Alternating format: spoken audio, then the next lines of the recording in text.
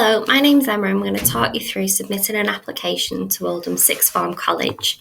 Once you get onto the website, you're going to use the hamburger icon on the right-hand side to go into the Apply section.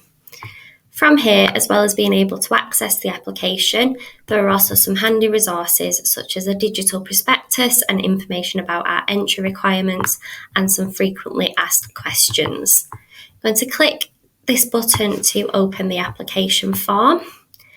Once you get in, you're going to need to register to create a new application. It's really important to remember to use your personal email address and not a school email. This is so that we can contact you throughout the year, as you may lose access to your school email once you finish year 11. You will also need to create a password. This should be at least 6 characters long and contain at least one uppercase letter, so a capital, one number and a special character. Once you've clicked register, you will be sent a confirmation email to the email address that you've signed up with. So you need to check that email, including your junk and spam folders, and click the link to confirm your email. So once you've clicked the link, then you need to log in using the email and the password that you've just created.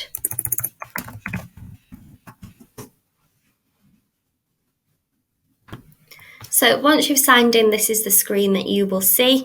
So you want to create an application for September 2022.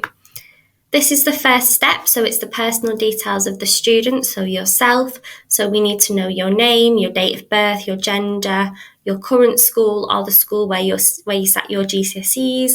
If you have an educational healthcare plan, please tick yes so we can make sure we get all the information we require. And again, if you need any accommodations during the interview, so for example, if you need a sign language translator or maybe some help if you're visually impaired, please make a note of it so we can make sure arrangements are in place. You can also make a note of your preferred name if it's different to your legal first name. So for example, if your first name is Elizabeth, but you prefer to be known as Beth or Liz, then you can put that in the known as section and we can just make sure that that's on our system. Once you've completed all the sections, you want to press save.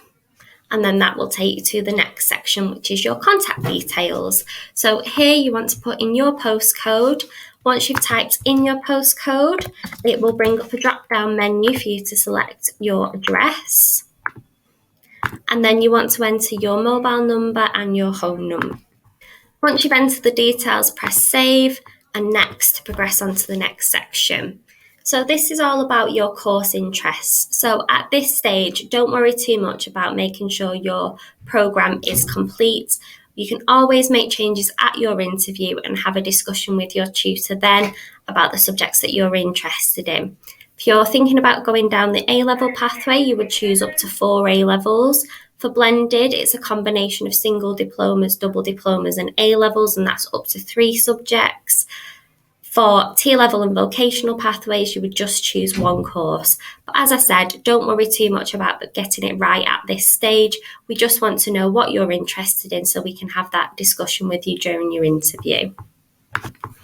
If you want to remove a course, once you've added it, just press delete. That will bring a pop-up up that says, are you sure?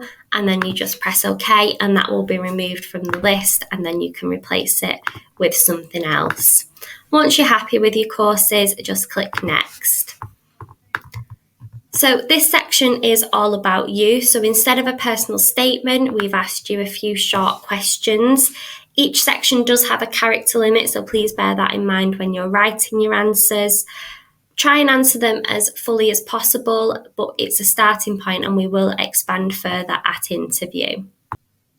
The any further information box is optional, so you don't need to complete this option. If, for example, you miss out a section on the application, when you click save, it will be highlighted in red so that you can go back and complete it. And then hit save again and it will turn green. Click next to go into the final section of the application, which is your predicted grades.